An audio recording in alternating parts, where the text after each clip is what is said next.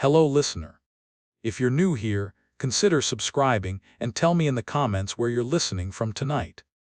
My name's Caleb Morgan, former coastal maintenance tech for the Washington State Light Service. For most of my adult life, I kept quiet machines alive along a coastline that barely remembers the people who built it. Rust, salt, wind, those were the things I fought, not what came later. When the world fell apart, I was supposed to be tightening bolts on a rusted foghorn bracket, just another Tuesday on Vesper Point. But that day turned into something else entirely. Instead, this is how I turned an abandoned lighthouse on the edge of the Pacific into the only sanctuary left on this coast, and how I survived the first 47 days of the outbreak. I'd worked the Washington coast for 12 years, long enough for the salt to chew through 3 trucks, 5 pairs of boots, and whatever was left of my patience. Storm shutters, lamp housings, pressure valves, generator rooms. I knew every bolt on that lighthouse better than I knew my own apartment. Hell, the lighthouse was cleaner than my apartment too. My workdays were predictable in the way only government jobs can be. I'd clock in at the light service depot in Aberdeen, check out the maintenance truck, and drive down Route 101 while drinking terrible gas station coffee. If the weather was clear, rarely I'd catch glimpses of the Pacific between the breaks in the trees. Most people see the ocean and think of vacations. I see it and think, what broke this time? The trail to Vesper Point is a half-mile hike through wind-twisted pines. That lighthouse sits on a basalt cliff older than the country itself. It doesn't care if you're cold, tired, or 2 weeks behind on rent. It just stands there, watching the waves like it's waiting for something. My shift was simple: unlock the door, walk the tower from bottom to top, check the lamp, check the backup batteries, listen to the inverter hum, log the numbers, call dispatch, and go home. If something squealed, leaked, or groaned, I fixed it. If something cracked, I tightened it until it pretended not to be broken. People think lighthouse work is romantic sunsets, sea spray, a noble fight against the elements. That's what they see on postcards. Reality is different. Reality is cold metal that bites your fingers, seagull crap on your jacket, and equipment that hates you with a passion you can feel through the screwdriver. Nothing in that tower works unless you force it to, but routine keeps you sane. 12 years of the same motions, the same stairs, the same reports. It makes you think the world will always keep acting the way it did yesterday. You start to believe nothing can surprise you. That morning on Vesper Point, everything felt ordinary. Gray sky, wind steady at 20 knots, waves choppy but nothing dramatic. I remember humming to myself as I climbed the spiral stairs, boots clanking on steel. The sound echoes inside that tower in a way that makes you feel like you're walking inside a giant instrument. I wiped condensation from the lens housing, checked the rotation motor, and tapped the old thermometer we all pretended still worked. The place smelled like rust and oil, normal, comforting in a strange way.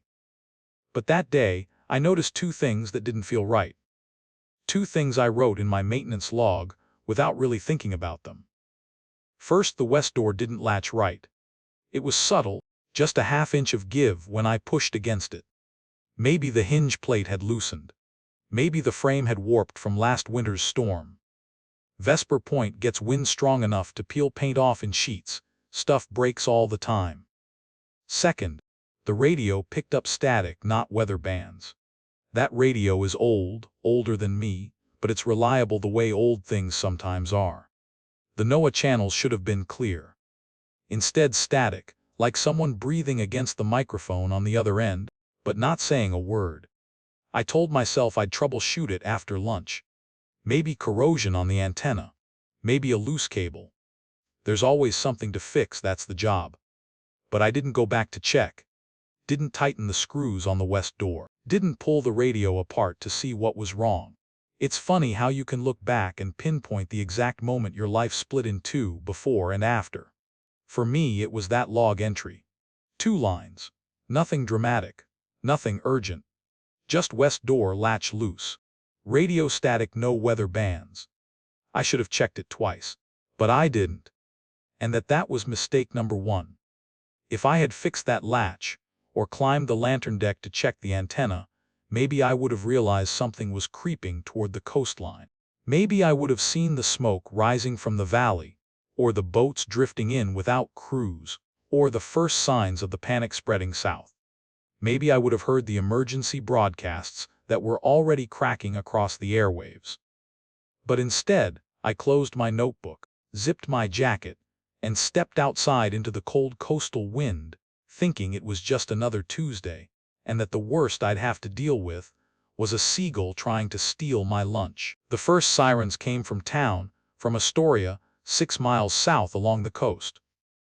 At first they were just distant threads of sound woven into the wind, a high wail under the steady roar of the waves. Out here, you hear sirens all the time. Drunk driver on 1-1. Bar fight. Domestic call that got too loud. Ordinary trouble.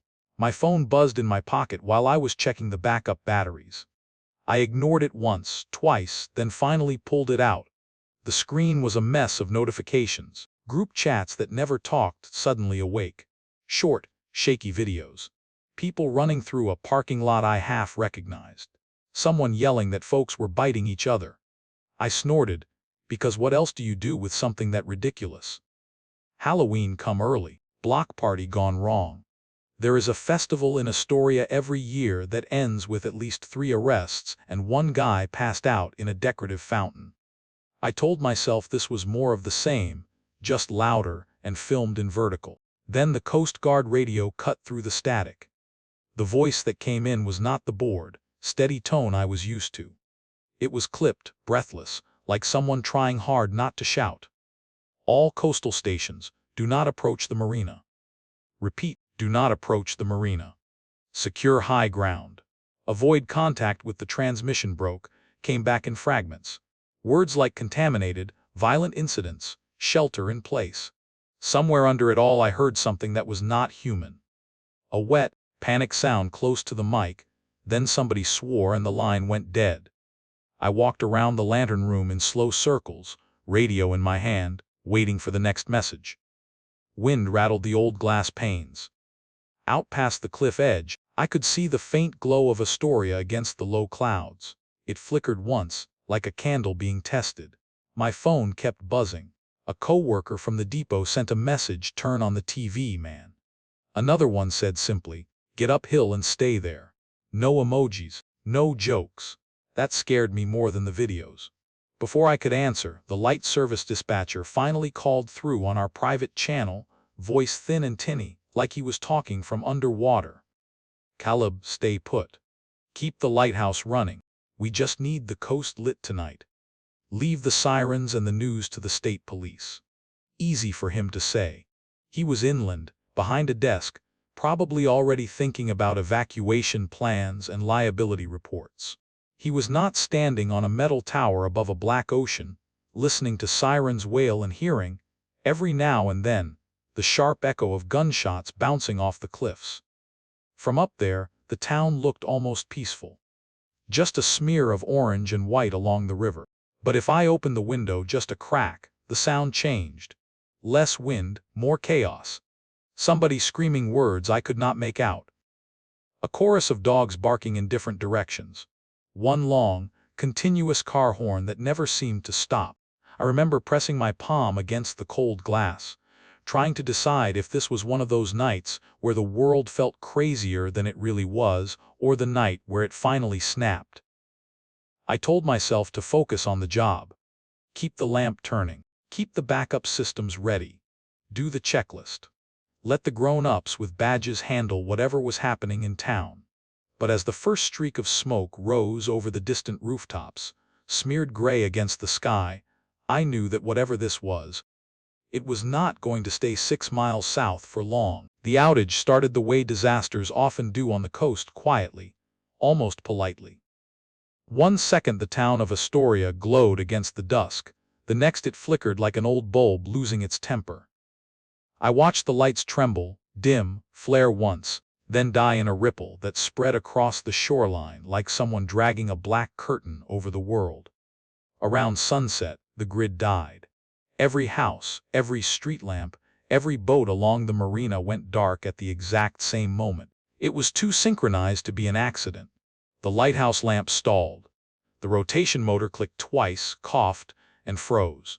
The backup generator downstairs choked like it had swallowed sand.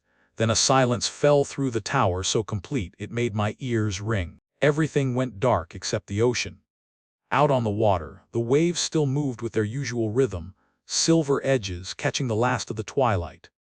The sea didn't care that the world was unraveling. It never does. Down on the beach, though something was wrong, shapes were moving jerky, uneven, like puppets handled by a drunk puppeteer. At first I thought it was shadows, or maybe a herd of deer spooked by the blackout. But deer don't stagger. They don't drag their legs through the sand. And they definitely don't gather in dozens, drifting toward the cliffs as if pulled by a tide I couldn't see. A whole crowd stumbling along the shoreline, heading straight toward the base of Vesper Point. My first instinct was denial. Storm refugees. People looking for shelter. Someone filming a prank with terrible choreography. But even from up in the lantern room, I could hear the sounds low, raspy, almost scraping. Not words. Not cries. Something between breathing and choking and growling. The kind of sound that makes your animal brain tighten every muscle, even when your rational brain hasn't caught up yet. That's when it hit me nobody was coming to restart anything. Nobody was coming at all. For years, I'd taken comfort in the idea that we had systems, protocols, a chain of command that stretched all the way from my little maintenance log up to the state emergency office. If a storm took out the grid, teams would be deployed. If a generator failed, someone would replace it. If something went wrong, there were procedures. But procedures mean nothing when the people behind them are running, screaming, or already gone. I stared down at the beach, watching the crowd move. Some of them fell forward, then stood again. Some crawled. Some jerked their heads in sharp, unnatural angles like their necks were learning how to hold weight for the first time. They didn't look up at the light. They didn't look anywhere. They simply moved toward the cliffs, drawn by instinct or hunger or whatever animated them now. I had two choices. The first, run back to the truck through the forest, trail a twisting half-mile of darkness with roots like tripwires and shadows deep enough to hide anything. Best case scenario, I'd break an ankle. Worst case, those things would hear me long before I reached the parking lot. It would be suicide. The second choice was the one structure built to survive storms, wars, and time. The lighthouse had stood for more than a century. Steel bones, thick masonry walls, one entrance, a vantage point over every direction. If anything could keep me alive through whatever was unfolding below, it was this tower. Still, the decision wasn't easy. Running felt like action. Staying felt like surrender. But survival isn't about pride. It's about choosing the option that doesn't get you killed in the next 5 minutes. Something down on the beach let out a sound, a long wet howl that rose and broke like a wave hitting rocks. More shapes turned toward it, heads tilting, bodies listing to one side as they shuffled faster. Decision made. I bolted down the stairs, boots pounding the metal steps, lungs tight as if the tower were shrinking around me. The lower levels were darker than they should have been, shadows piling in corners where light usually seeped. My hands shook as I reached the bottom floor. The iron door loomed in front of me, the only door. I stepped outside for one last look. The beach was crawling now, dozens, maybe hundreds, moving toward the cliffs in a slow, diseased march. No rescue team was coming, no help, no backup, only me, the tower, and the dark. So I slammed the iron door shut and locked myself inside the lighthouse. The clang echoed through the stone like the closing of a vault. A single, final sound marking the exact moment the world I knew ended and survival began. First rule of surviving on the coast: shelter before anything else. Not food, not water, not fire. If the wind or the things outside get to you first, none of the other rules matter. So I went floor by floor. On the ground level, I checked every window. Most were sealed with old 1920s steel frames welded shut decades ago. The kind of construction that would outlive me, my kids, and probably half the country. but the west door latch was still loose, exactly the way I noted earlier. It had maybe half an inch of give.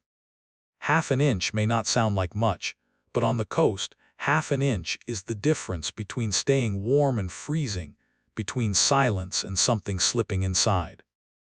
I didn't have proper tools, so I used what the Lighthouse had, a heavy wrench from the maintenance kit. I shoved it through the handle brackets and twisted until metal groaned.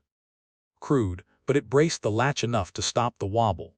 At least for now. Shelter done as much as I could. Next was water. I headed to the storage room beneath the stairs. That room always felt like a forgotten basement inside a forgotten building. Dust thick enough to track footprints in, shelves older than the Great Depression. But tucked in a corner were two big emergency water barrels. The labels were faded, the tops rusting, but when I cracked them open they didn't smell rotten. Stale, yes. Unsafe, not yet. I marked each one with a fresh strip of tape like we used to during hurricane prep. Potable. Boil first.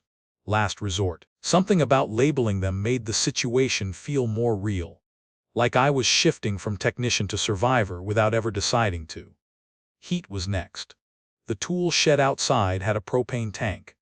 A small one, the kind meant to run a space heater for a weekend camping trip. I carried it back against the wind, cradling it like a newborn because if I dropped it, my odds of surviving dropped with it. I checked the gauge. Maybe a week, maybe less if the temperature dropped or if the storm worsened. Heaty unreliable, but not hopeless. Movement was last and maybe most important. Inside the Lighthouse, clutter could kill you. Any object out of place could become a tripping hazard in the dark. Any open hallway could reveal your silhouette against the lantern glow.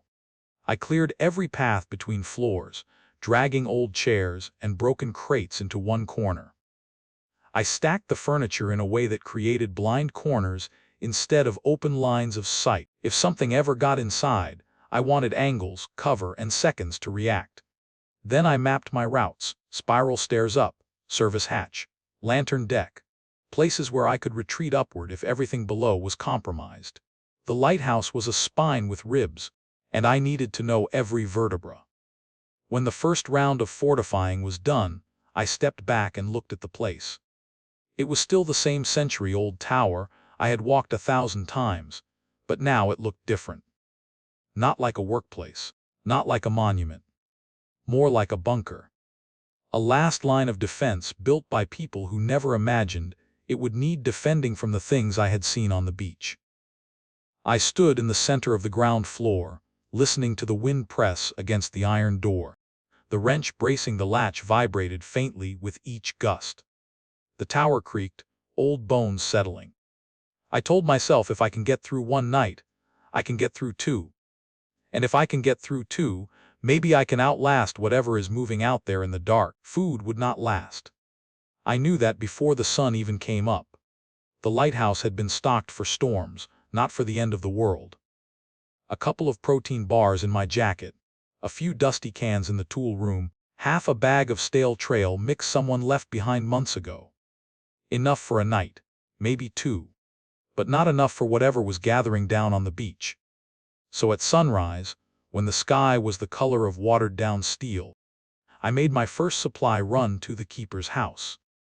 It sat about 100 yards down the cliff path, a squat little building that once housed the families of the men who kept this lighthouse alive long before automation took over. I had walked there dozens of times on maintenance checks, always annoyed by the uneven steps and the slick stones. This time, every step felt like walking above a graveyard. The cliff path followed the edge of the rocks, narrow enough that a bad slip could send you into the churning water below. The waves crashed hard, each one sounding like a warning. Behind me, the Lighthouse rose out of the fog like a spine, tall and watchful. Ahead, the keeper's house sat in silence, its windows dark, its door slightly ajar as if someone had left in the middle of a thought. I approached slowly, wrench held tight in my hand. The morning wind carried the smell of salt, mold, and something else, something metallic that did not belong to the ocean. Inside the house, it looked like the occupants had left in a rush. Chairs overturned, A mug broken on the floor, coffee spilled and dried into a brown streak. A jacket slung over the couch with torn sleeves, as if someone had yanked it off in panic. Books scattered, a photo frame face down. Dust disturbed in frantic, uneven patterns. And then there was the blood, not fresh, not bright, a dark, dried smear across the floorboards, dragged from the kitchen toward the back door. A drag pattern, not a spill, not an accident. Something had moved, or been moved. I swallowed hard and forced myself to stay practical. Fear was a luxury. Supplies were not. I tore through the pantry, grabbing anything that could survive: canned beans, peaches, condensed soup, packets of oatmeal. I found rope coiled in a drawer, duct tape in a toolbox, a half-used first aid kit with expired meds I took anyway, because expired was better than nothing. I stuffed everything into an old hiking pack I found hanging behind the laundry room door. The pack was heavier than I expected when I slung it over my shoulders. Not painfully heavy, just real. The weight of responsibility, of survival, of being the only one left to gather the things no one else would ever come back for. Outside, the wind had picked up. Waves crashed hard against the rocks. I glanced toward the beach and saw movement again, those same staggering shapes from the night before. Far away, but not far enough. Moving slow, but not slow enough. Time to go. I jogged up the cliff path, the pack thumping against my back, each step louder in my ears than it should have been. My breath fogged in front of me, spreading through the morning air like smoke. The lighthouse came into view again, tall, steady, waiting for me like a silent guardian. When I reached the door, I slammed it shut behind me. The metal rang through the tower like a vault door sealing shut. The sound was so final, so deep, it felt like the building itself exhaled with me. For the first time since the world fell apart, I felt a thin layer of safety settle over me. Not real safety, not permanent, but enough for the morning. Enough to stay alive another day. Enough to keep fighting. Day 11. I was not alone anymore. The morning fog was thick enough to choke on, rolling in from the Pacific like a cold, white tide. I was on the lantern deck checking the rotation motor when I spotted movement below, two figures clinging to the rocks, climbing the last stretch of the cliff path with the desperation of people who had run out of places to go. At first I thought they were the infected, wandering too close to the tower. Their movements were messy, uneven, and I felt the old instinct kick in, hand tightening around the wrench at my belt, breath held, eyes narrowing. But then one of them waved, a small, exhausted gesture. Human, alive, barely. I rushed downstairs, heart pounding in a way that felt unfamiliar after days of isolation. When I cracked open the iron door, the wind shoved into the room like it wanted inside too. And there they were. A park ranger named Meyer O'Connell, wrapped in a torn forest green jacket, mud smeared across her face and sleeves. Practical eyes, steady voice even when her breath shook. She looked like someone who had faced storms long before the outbreak started. Beside her was Tomas Reyes, a fisherman from Hammond Bay. Broad-shouldered, limping slightly. His hat soaked and misshapen from salt water. He complained before he even crossed the threshold, muttering that the rocks were trying to kill him, the waves were trying to drown him, and the seagulls were definitely plotting something. Meyer introduced them both while leaning against the wall, exhaustion clinging to her like sea mist. Tomas tried to joke, failed miserably, and then laughed at his own failure. And somehow, in that strange moment, the lighthouse felt less like a tomb and more like a refuge. But survival meant caution first, compassion second. I asked the only question that mattered. Arms. Let me see your arms. They looked at each other, then rolled up their sleeves without arguing. No bites. No scratches. No wounds that looked infected or wrong. Just bruises, rope burns, and the tiredness of people who had outrun something that should not exist. Getting them inside the lighthouse meant retracing my dangerous path, every loose stone, every blind corner, every echoing footstep. But it was worth it. People are worth it. Even now. Especially now. Maya kept glancing back toward the forest, as if expecting something to crawl through the fog after them. Tomas kept wiping his wet hair from his forehead, muttering about the horrors on the road, shapes dragging themselves between the trees, radio signals that turned to whispers, boats drifting empty in the bay. I listened but didn't pry. Their arrival alone was proof enough that the world outside was falling apart faster than I'd feared. The storm hit on day 18. We had watched the sky rot all afternoon, clouds piling up in thick, bruised layers over the Pacific. The air carried that metallic smell storms have, the kind that sticks to your tongue and makes animals hide before humans even notice. By sunset, the ocean looked wrong, too dark, too still, as if it were holding its breath. Then the winds arrived. They didn't start gently. They came in screaming, a wall of air slamming into the lighthouse hard enough to rattle the bolts in the walls. The sound was like a freight train barreling past the tower, except we were the ones standing on the tracks.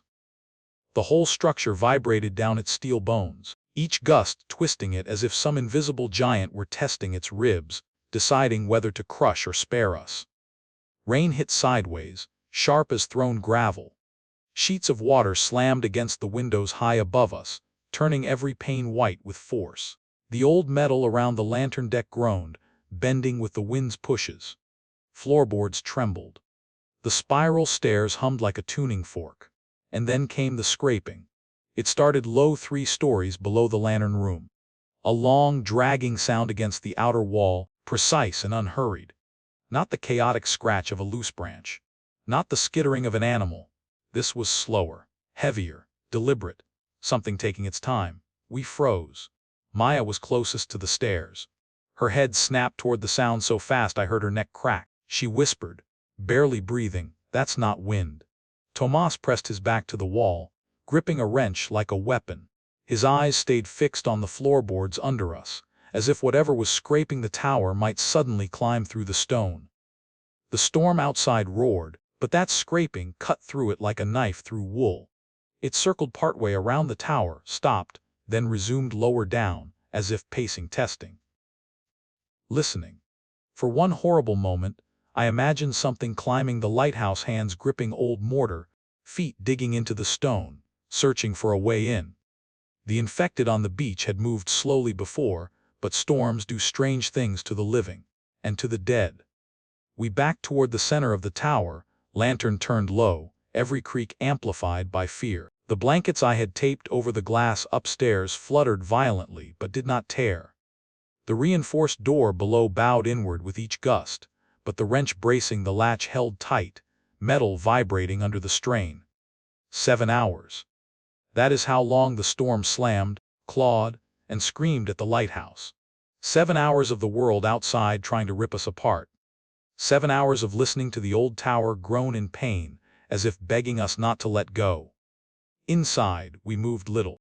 Maya monitored the pressure drop on the miniature barometer she carried from her ranger station. Tomas repeatedly checked the ropes we'd tied across the stair railings to prevent falls if the tower shifted too violently. I checked the door brace so many times I lost count. At some point, the scraping sound returned closer, sharper.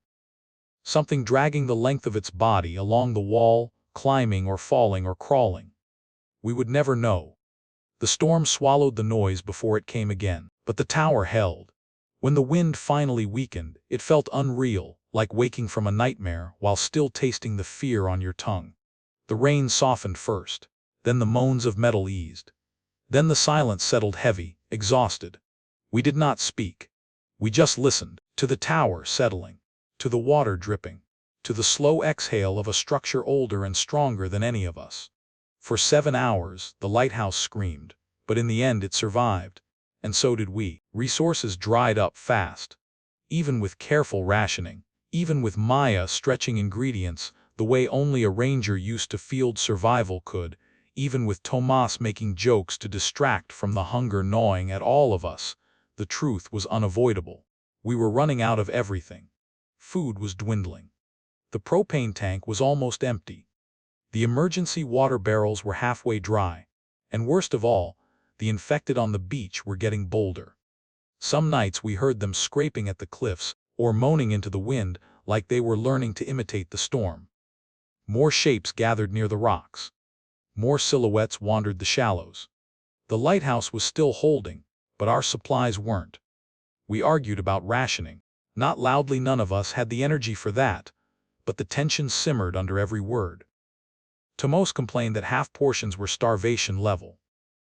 Maya reminded him quietly that a full portion meant dying faster.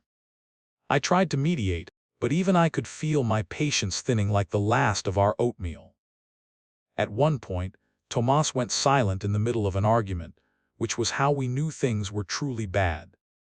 When the fishermen stopped talking, the world had officially gone wrong. We needed a plan. The closest place with supplies, real supplies, was the old Coast Guard station a mile inland. I had been there years ago on a repair call: concrete building, metal shutters, emergency lockers, and a generator room big enough to store half a town's worth of equipment. If any place had been stocked for disaster, it was that station. The risk, though, high. Too high. The woods between us and the station had gone quiet days earlier. No birds. No wind. Nothing but the distant sound of dragging from time to time, like something moving through branches too low to be an animal. Still, it was our only chance.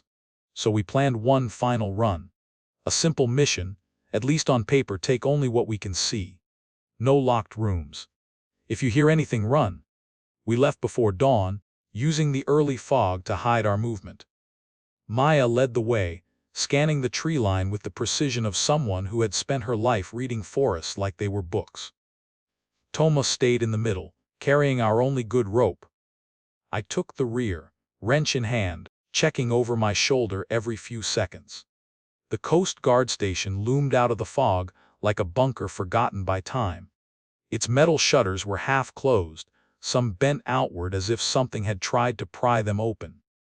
The main door hung crooked on its hinge. Inside, the smell hit us first: damp cement, rust, mold, and something else underneath. Something organic. Something spoiled. We stuck to the rules. We took only what was visible: canned rations stacked in a broken cabinet, a set of flares, 2 water jugs, and a med kit missing most of its good items. No locked doors. No closed hallways. Then we heard it, dragging. Not footsteps. Not shuffling. Dragging, heavy, sticky, slow, from somewhere deeper inside the station. Then a sound that froze the three of us: a wet inhale. Like lungs filling with fluid. Like something waking up. None of us waited to find out what made it. Maya dropped the med kit. Tomas nearly tripped over a water jug. I shoved the cabinet closed without meaning to, the slam echoing through the empty hall like a gunshot. We sprinted.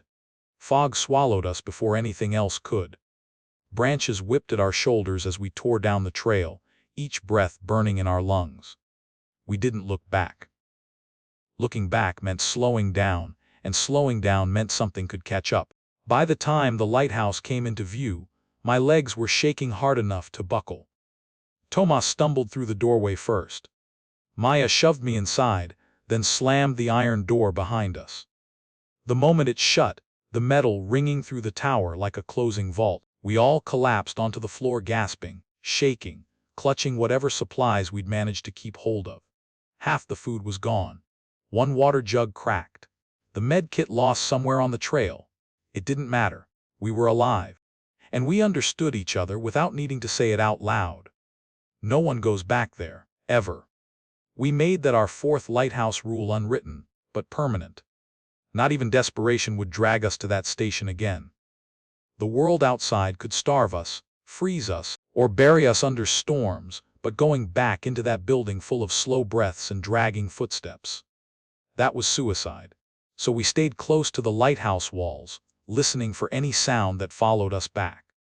All night, the ocean roared. But every so often, beneath the wind and waves, I could swear I heard breathing. Day 44. The radio finally picked up a human voice. It happened just after sunset, when the tower was settling into its nightly creaks and groans. The 3 of us were sitting in the lantern room, too tired to talk, too wired to sleep, when the old NOAA radio crackled, then hissed, then cleared just enough for a voice to cut through. Hydro station: 12 survivors en route, pickup point 2-day window. We froze. No one dared breathe. The voice didn't sound like the frantic calls from the early outbreak. Not the panic shouts. Not the broken transmissions begging for help. This voice was steady, tired, strained, but steady. The voice of someone who'd seen too many bodies, too many ruined towns, too many nights like ours, and had burned out the part of himself that sugar-coated anything. He continued, tone flat, almost resigned. Height buys you time, not safety. If you can walk, walk now. Repeat, walk now. Then the signal dipped into static again, rising and falling like a heartbeat. For 10 whole seconds, we just stared at the radio as if it had turned into a ghost. A rescue. A real pickup point. A place with survivors. But also a warning: stay here, and we die slower. Leave, and we might die faster. The argument started quietly, then built like a storm. Maya said the lighthouse was the safest place any of us had found. Thick walls, high ground, predictable threats, no unknown corridors. Leaving meant trading certainty for chaos. Tomas disagreed. He said staying meant starvation. He pointed at our dwindling supplies, our cracked water jug, the propane tank whittled to fumes. He reminded us of the scraping on the lighthouse during the storm, the dragging in the Coast Guard station, the shapes gathering at the rocks. I stood between them, feeling pulled apart by both sides. The lighthouse had kept us alive, but it wasn't a future, just a delay. The radio crackled again, only static this time, but it was enough to remind us the world outside hadn't completely died. Someone out there was still trying, still fighting, still moving. We argued until our voices grew hoarse, until the lantern oil burned low, until the ocean calmed into a slow, rhythmic pulse. Finally, Maya whispered the question none of us wanted to ask: what are we without trying? No one had an answer, not a real one. So we made the hardest decision since the outbreak began. We chose to move, not because it was safe, not because it was smart, but because staying meant ending here, in a tower built for watching the world, not surviving in the ruins of it. We packed in silence, every breath heavy with fear and something else: hope, faint and painful, like a forgotten muscle trying to work again. Tomorrow, we would leave the lighthouse, and for the first time the idea of leaving didn't feel like dying. It felt like choosing to live. We packed like Americans in a wildfire zone: fast, careful, practical. No second guesses, no luxuries, no sentiment except what we could carry in our heads. Each of us got one backpack, not the heavy kind with frames and buckles, just whatever old hiking bags the lighthouse had left behind from a decade of forgotten contractors and inspectors. Inside each pack we placed the same essentials: water, bandages, protein bars, rope, one jacket, one knife. Meyer insisted on a small compass. Tomas stuffed in a lighter and a spool of fishing line. I added spare batteries and a screwdriver, my security blanket in tool form. Everything else we abandoned: the lantern oil, the blankets, the crates we had stacked into makeshift barricades, even the food we couldn't carry. Walking away from supplies felt wrong, almost sinful, but weight meant survival. Every extra pound was a mile lost later, maybe a life lost. We packed as if every step ahead depended on making the pack lighter than the fear on our backs.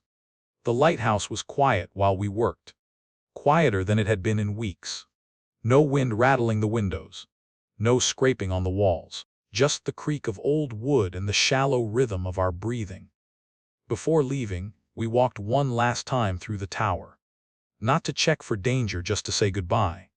This wasn't just stone and steel anymore. It had been our shelter, our lookout, our bunker, our anchor. It kept us alive through storms, hunger, and the long nights when the ocean seemed ready to swallow the world. We couldn't take it with us, but we could leave something behind. So I taped a piece of cardboard to the inside of the iron door. Maya helped flatten the edges.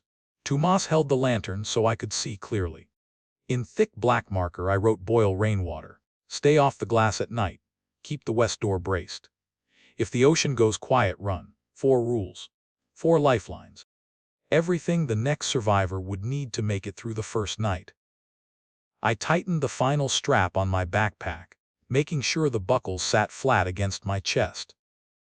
The pack felt too light for what we were about to face, too heavy for what we were leaving behind. Then I rested my palm on the door: cold metal, familiar grooves worn by decades of storms, and whispered the only thing that seemed right. "Thank you. For the shelter. For the nights. For letting 3 strangers hold on long enough to keep moving." We stepped outside together, into the gray morning that would carry us toward the pickup point, toward hope, toward danger, toward whatever future waited. Behind us, the lighthouse stood tall and silent, its legacy taped to the door, waiting for whoever might need it next. The hike to the pickup point took 2 brutal days. 2 days of wet socks, empty stomachs, and nerves stretched thin like fishing line. By the time we reached the old gas station, a cracked shell sign swinging in the wind, we were half ready to collapse. But the truck was there, engine running, doors open. Soldiers slumped in the seats, exhausted, filthy but alive. They didn't ask who we were, didn't check our names, didn't question the lighthouse rules we carried in our heads. They just waved us in, like they'd been waiting for anyone who still had enough strength to walk out of the fog. As the truck pulled away, bouncing over broken asphalt, I looked back through the dust-coated rear window. There it was, my lighthouse. A thin, pale pillar standing against a dead coastline, stubborn as ever.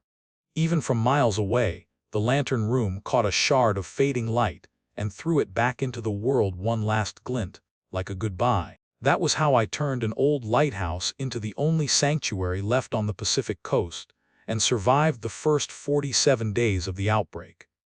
If you enjoyed this story, drop a like, subscribe, and tell me where you're listening from. Stay safe out there. Light still matters.